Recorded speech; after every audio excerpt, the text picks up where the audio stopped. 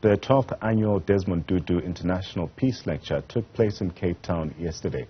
It is the first lecture since the Archbishop Emeritus Desmond Tutu's passing in December last year. Paying tribute to the Arch, United Nations Deputy Secretary General Amina Mohammed encouraged South Africans to hold to hope and also urged the country to remain hopeful during trying times. For more on this, we are joined by Phumi, Nhlapo, the Chief Operating Officer at the Desmond and Leah Tutu Legacy Foundation. Phumi, a pleasure to have you on the program this evening. Now, this year's lecture is the first since Tutu, a towering figure for peace and unwavering voice for the voiceless, died. As a foundation, how have you gone about celebrating his legacy, which has never been more relevant in our world today? Definitely. Nhlapo, thank you for inviting me. Indeed, the Arch's legacy lives on through us and other parts of the world as well. The celebration of his life and his work happened last night, which would have been his 91st birthday. And we are very happy about the fact that a lot of people joined us to not only remember him, but to also renew our own commitment to make sure that just as he was a prisoner of hope, we are too, and that we want to make an impact on the world. Now, the observations by the Deputy Secretary General of the United Nations, that's Amina Mohammed, is that the world is in a deep crisis and we are in desperate need of hope and healing as well. Now, the Arch stood above all for his courageous hope and healing based on the principles which were rooted in pragmatism. What can you take from this? What we take from this really is that we can all learn to be just a little bit like how he was.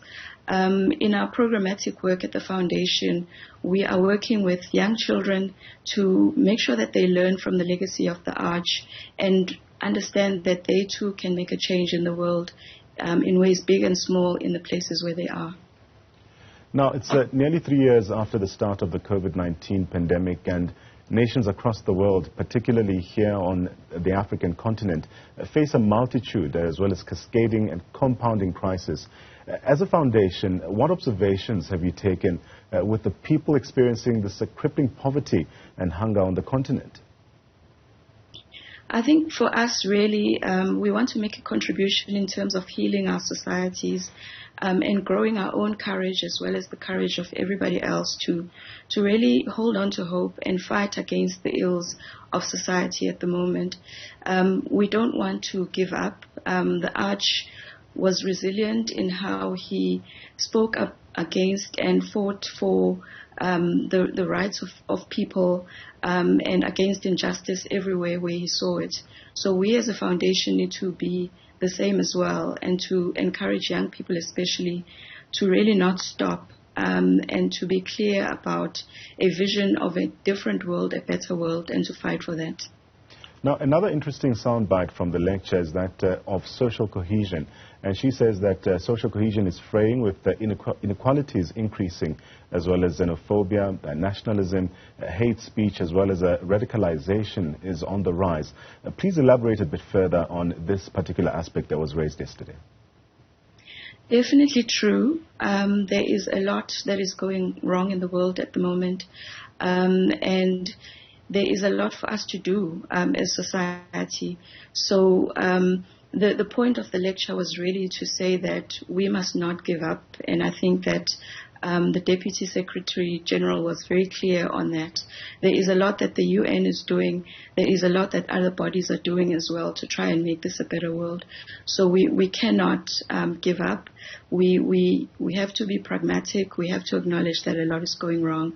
But there are ways that we, in our own communities, in our own societies, in politics, in entrepreneurship, wherever you are, whatever your space is, there is something that you can do to try and make this world a better place. Now, today, disparities in access to quality education are one of the great challenges which are facing the world. Instead of being the great equalizer, education is also becoming a great divider, separating poor children from opportunities almost from birth. Speak to us a bit more about this aspect. Yes, and this is something that the Arch felt very strongly about. You might know that in the 50s, the Arch started his career as a teacher. but quit, both he and Mama Leah quit teaching because of the introduction of Bantu education in this country. It's something that the Arch spoke very strongly about, to make sure that every child receives a good education. So it's really one of the things that we must continue to fight for in our own country and around the world. And we as a foundation want to have a part in that, in making sure that everybody's right is protected. So yes, like I said earlier, there is a lot that is not going right in the world today, and we really need to pull hands together, and we would like to work with other organizations to make sure that we find a way to improve the situation of our young people. As we wrap up, tell us a bit more about what's on the calendar for the foundation. Well, the foundation opened an exhibition about 6 months ago, celebrating the legacy of the Arch and his struggle, as well as the church's struggle against apartheid. This exhibition is open to everyone, not only just to learn about what the Arch himself did, but to learn about where we have come from as a country and the work that needs doing still. And to also learn about the type of leadership and the type of people we need to be able to fight for what is right and what is just as the Arch did. So learning from the legacy of the Arch in order to inspire us, all of us, to make this world a better place is really where we're going. We're also developing programs for really young kids, which I'm very excited about, to learn about the values of the Arch and for them to imagine a better world for us, even from a young age. We're also working with young leaders in terms of introducing maybe a deeper and more meaningful way of leading for humanity in the world, and making sure that they have the resilience to work and fight for a better place. That was the CEO at the Desmond and Leah Tutu Legacy Foundation, Phumi Nhlapo, telling us a bit more about what transpired at that memorial lecture, the 12th being held this year.